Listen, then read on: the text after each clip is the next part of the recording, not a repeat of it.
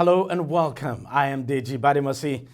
So the long-awaited ministerial list is out, putting an end, of course, to weeks of anxiety and speculations about who would be in or not. And as to be expected, the list is generating a lot of debate. The Chief of Staff to the President, Femi Gbajabiamila, delivered the document containing the list to the Senate President on Thursday in consonance with Section 147 of the 1999 Constitution, which requires the list to be submitted latest 60 days after the inauguration of a president or governor, as the case may be. Now, Tinubu's list contains a lot of familiar names, including the current acting national chairman of the ruling All Progressives Congress APC, Senator Abubakar Kyari, who represented Borno North in the 8th and 9th Senate. Also on the list are a number of former governors, including that of Kaduna State, Nasir El-Rufai, his counterpart from Rivers, Nyesom Wike, a card-carrying member of the main opposition People's Democratic Party, the immediate past governor of Jigawa State, Abubakar Badaru, and former governor of Ebonyi State, Dave Umahi, who is currently the deputy majority leader now in the Senate, all make the list. 7 of the 28 ministerial nominees are women, making up 25% as currently constituted. Now, worthy of note is the nominations of Uju Ohaneye, who was the APC's sole female presidential candidate in the June 2022 presidential primaries of the APC, and of course who stepped down for Tinubu. And of course we also have Betta Edu, the current national women leader of the APC. Now more names are still being expected to follow soon to make up the list, as Adamawa, Kogi, Lagos, Anambra and Bayelsa states are not included in the list submitted to the Senate. The Senate, of course, is expected to begin screening the nominees probably from next week. Now, shortly after submitting the list, the Chief of Staff to the President, Femi Gbajabiamila, gave an interview to the media, and this is what he said. Mr. President took his time to sift through those names. He dissected those names with a fine-tooth comb. And that's what you've seen. Each and every one, I believe, of the persons on that list are worth being on that list. But I really hope that we haven't missed anything that would have necessitated any name not being on that list. But we wait and see. It's a good mix of both people with political acumen and technocrats, as they say. So it's a good balance, and it's needed and these are people who have keyed in to the vision and the mission of Mr. President. And it's like I said, it's a good balance needed to move the country forward, as Mr. President is eager to do and has already started doing. Work should start in earnest for them in the next week or two, because I don't see the Senate wasting too much time in the confirmation, not because they're not going to do a thorough job. They will do a thorough job, but they will balance it with the need with the knowledge that time definitely in these times that we're in, time is of the essence. I like the idea of attaching portfolios. I actually do, because it makes for necessary for the Senate to know exactly what you're asking and what you're looking for. But for now, it's been thought wise that we stick to the tradition of sending the names and then allowing, whilst the screening process is going on, allowing the Mr. President and his team to look at the portfolios and the characters and see how they fit. First step that he has done is that these are people that can work whatever, wherever you put them, except the specialized fields like Attorney General and what have you. But in the main, in most of the portfolios, he believes most of them can fit in anywhere. Well, let's discuss this further now. I'm now being joined on the program by Jide Ojo, who is a political affairs analyst, and of course Abubakar Kyari, who's also a political affairs analyst. Both of them joined us. They actually joined us from Abuja. Gentlemen, thank you very much for coming on the program. Jide, let me start with you. A couple of issues there we raised by the Chief of Staff to the President. And let's start with the last one, the issue of attaching portfolios to the ministerial nominees. Everyone had thought it was going to happen this time, but the President chose to follow tradition, so portfolios not attached. Do you have any issues with that? I do. And first and foremost, let me start from the very, should I say, pessimistic note that it has taken the president 58 days after inauguration to come up with lists of 28 nominees. When the president said he was going to hit the ground running, we all thought in the first 1 month we are going to see the list of ministers. Unfortunately, it didn't happen that way. Now he has gone the way of his predecessors by just submitting names while no portfolio is attached. So it's like the Senate will be flying blind. Let's take, for instance, Attorney General and Minister of Justice. People may say, oh, Lateef Fagbemi is the incoming Attorney General. But we haven't seen the entire list. There are still 11 states that we have not seen their nominees. And Section 147 sub 3 of the Constitution of the Federal Republic of Nigeria, 1999, as altered, says that at least one person will be appointed from each of the 36 states. And we have seen more than one nominee, Katsina, Cross River, and I think Bauchi. So it then tells you that, again, we are going for an overbloated cabinet of 42 or 43. But the fact that the president did not attach portfolio will amount to the screening exercise to be just a hollow ritual, because like almost half of that list are either former governors, serving governors, former governors and former lawmakers. Former governors and former lawmakers made up of almost half of that cabinet. So you can as well project that it will be take a bow and go. I don't see any screening that will be done on Dave Umahi, for instance, or Olubunmi Ojo, who is a returning House of Reps member, or Onyejocha Nkiru, who I think she's still even a serving House of Reps member. I think she lost her election also. I can't okay. Remember now. But she was there in the 9th House of Reps, and I thought she was one of those who even wanted to vie for leadership position. Yeah, she lost her election, I think. You also have someone like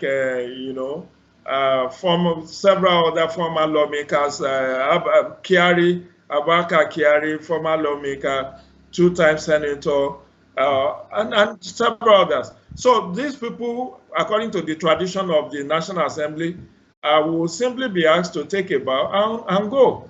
And for former governors, out of respect for their previous portfolio, you also don't want to grieve them too much. So at the end of the day, it's just going to be mere hollow ritual. I'm not saying any one of them that will not pass through this screening exercise. Okay, I'll come back to you. Let me go to Abubakar Kyari. What's your take? I mean, is it very important? How important is it to attach portfolios to these nominees? It would have been a first.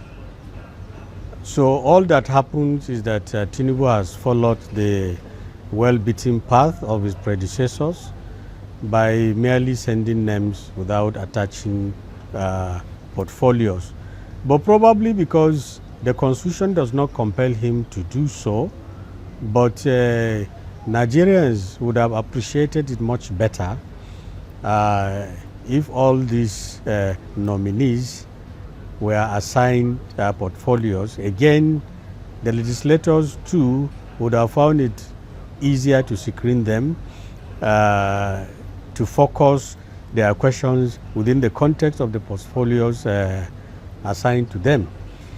All the same, I still believe that there are a substantial number of them that are greenhorns in court as far as ministerial appointments are all about. Some of them are quite new to the system, and I'm really thrilled by the fact that in terms of age and gender, which is a very good classification, Tinubu has attempted to do something. If you look at the age average of the 28 nominees so far, you find out that it will be 50-something. As a matter of fact, I've counted about 8 or 9 of the nominees that are below 50 years, particularly the female ones. Some of one of them is 36, another 38. There are a number of them that are in their early 40s, and then some of them in their 50s. So it's going to be a little bit different from his predecessors who appointed gerontocrats. Yes, we are expecting a couple more. The average may shift, but so far he has shown some sensitivity towards the youth. The women may not get 35% as they are canvassing for, but so far out of the 28, 7 of them are women, and that is also a little bit of departure from the past. So by and large, I believe that the list is a good blend of politicians and the so-called technocrats. And mark you, even among the politicians, a number of them are actually technocrats. We have had politicians like Umahi, who are engineers, Erufai is a quantity surveyor, Dangiwa is an architect, Hanatu Musawa is a lawyer, Mohamed Ali Pate is a medical doctor, Ambassador Tuga is a developmentalist. The fallacy that many people bandy about is that there is a distinction between politicians and technocrats. As far as I'm concerned, that is not true. It is quite possible for one to be a politician and a technocrat. So going by CV, as far as I'm concerned, I think the list is quite impressive so far. Quickly talk. Let's talk about the time it took the president to submit this list. Some people have said, look, why should it take the president, just as Jide said, why should it take the president 58 days to submit a list that contains familiar names? Probably he should have done it earlier than now. But then when you look at the fact that the states are supposed to come up with this list, is it such an easy thing for the president to sit down and draft a list? Because I want to believe the states are supposed to make inputs. For instance, why would we still have 11 outstanding states? There just might be problems with those states. But why is it always difficult for presidents to just come up with their list of nominees, shortly after their inauguration? What exactly is peculiar about it that makes it delay for such a long time? I will start with you, Mr. Kari. Yeah, contrary to the expectations of many people, it is not really easy to select ministers. There are so many interests to pander to, so many interests to cater for. You have to be sensitive to so many variables. So that is why I'm not particularly bothered by the fact that it took about 2 months for Tinubu to come up with the first list of his ministers. I know, first and foremost, APC itself is a collection of tendencies and groupings and interest groups and so on, and all of them have to be accommodated. And there are also peculiarities that are associated with his own candidacy in the first place, and there are certain things he was supposed to prove or disprove, religious variables, ethnic variables, youth variables and so on and so forth. So it is actually not easy, as far as I'm concerned, to pick ministers, because any false step will follow him to the end of the administration.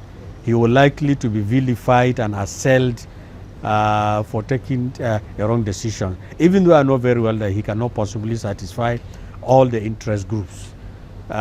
So, as far as I'm concerned, it is a bit understandable that it has taken him so long to come up with this list. It is not easy at all.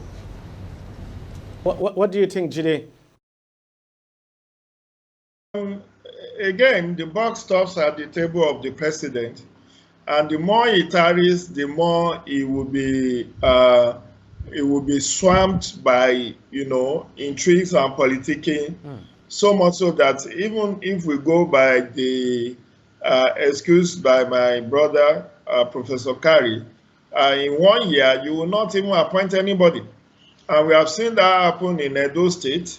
We saw that happen in Osun State under Aregbesola. Even under the Ademola Adeleke, that has also been the norm.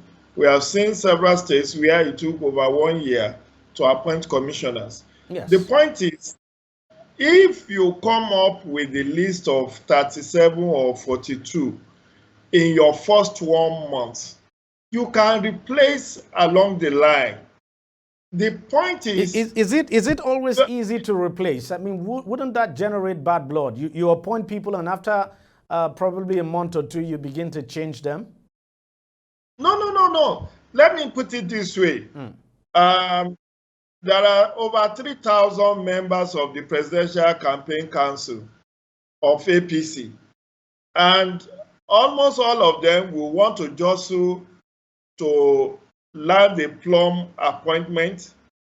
There are other considerations. For those who cannot make ministerial list, there are board positions where thousands of them can be accommodated. But the constitution has a mandate. I tell you for free, left to some of these governors and the president, they will not even appoint any ministers or commissioner. They just prefer to run a solo show. But the constitution has made it mandatory that you have to appoint commissioners and ministers.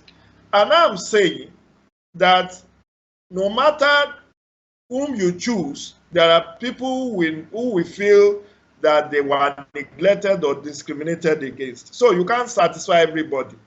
Look at the furore that the appointment of Yeson Wike will generate in Rivers State. So APC Rivers will say, so none of us is good enough. You have to go to opposition to pick your nominee.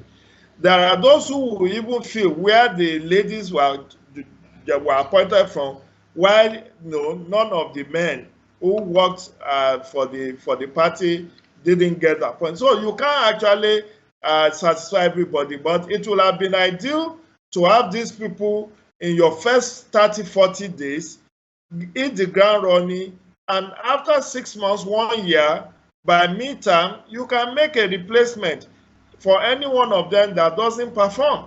And they are all serving at the pleasure of the president. They are all his lieutenants. So you won't have a perfect selection at the end of the day.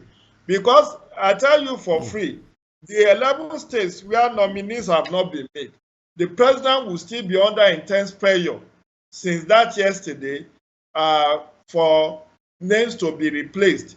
Remember that in the last few days, there are those who already speculated that for Osun State, his cousin, Oyetola, former governor, is the nominee.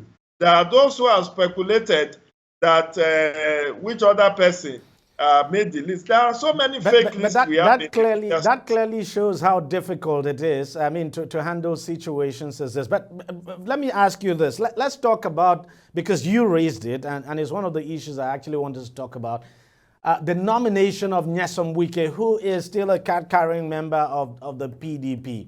What do you make of that? There's nothing outrageous or strange about that. We have had scenarios like that in the past. Recall that in 2003, President Olusegun Obasanjo then appointed people from opposition party in what he called Government of National Unity. He did invite the AD national chairman, Alhaji Abdul Kadir, into his cabinet. He also extended invitation to Chief Godwin Umeezeoke, who was then the national chairman of AMPP, who nominated his son to serve in Obasanjo's second term. So we have seen that before. We also saw Mimiko under Goodluck Jonathan between 2011 and 2015. That's true.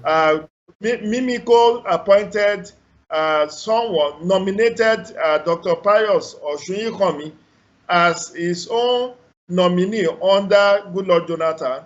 The man didn't get nomination as a minister, but he was appointed as a special advisor to the president on foreign affairs.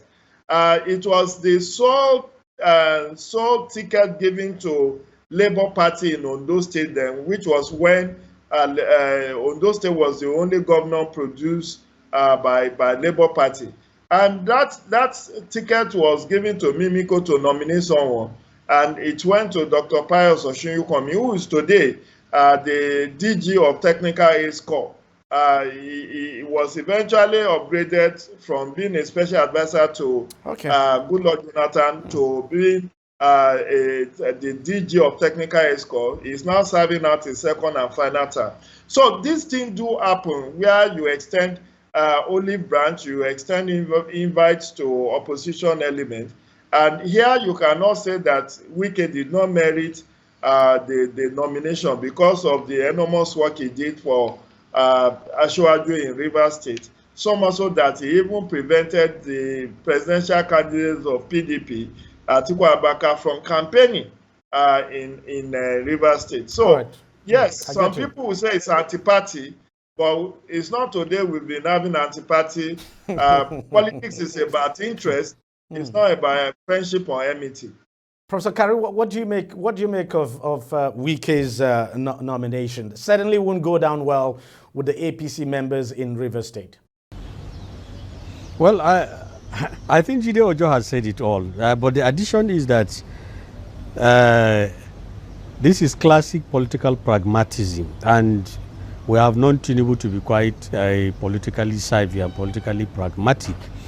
So all he did was to capitalize on the crisis within the PDP to further divide them. It was very clear in the build-up to election that he has something to do with the so-called G5 governors. And we all know that Nyesom Wike is the leader of the G5 governors. And most of the G5 governors, except perhaps the former governor of Benue State, or Tom, actually work for Tinubu instead of their party. So, and since politics is about reward, politics is about interest, the appointment of Wike actually did not come to virtually everybody as a surprise. And as Jide pointed out, it also follows from the historical trajectory that it has happened all the time through all the republics. The ruling parties have always poached ingeniously or disingenuously the opposition parties. And in the past, it has proved to be a very dangerous romance because the elements of the MPP simply decamp to MPN. Even Bola Ige, up to his death, continued to work against the interest of his own party. And now the behavior and antics and actions of the so-called G5 governors have placed them in a very interesting situation. Nobody knows for certain whether they still belong to PDP, the level of commitment or any that they have for their own party, whether they will port into the APC one day, and so on and so forth. But this just goes to show that Tinubu is very, very pragmatic. He has continued with the tradition of political pragmatism of poaching into the other parties, looking for willing accomplices, so to say, or willing traitors, as some people will call them, who work with him. So it would have been a huge surprise if Wike had not met the cabinet. All right, gentlemen, I want to thank you very much for your time. Unfortunately, we are out of time. Thank you very much for coming on the show, and thank you for your insight. Thank you. All right, we'll take a short break, but coming up, NNPC Limited uncovers 240 incidents of oil theft in just 1 week. Stay with us to find out more.